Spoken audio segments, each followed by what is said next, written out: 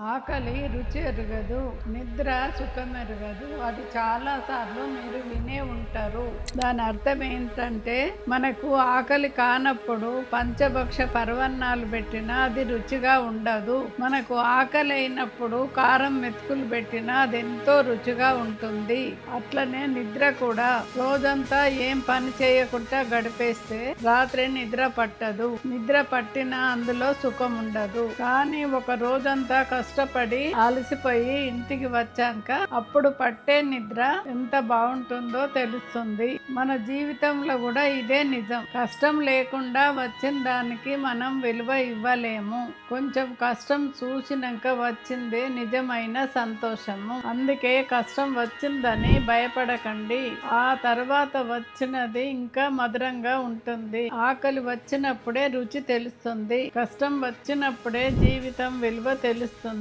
కష్టపడండి, రుచికరమైన భోజనము చెయ్యండి.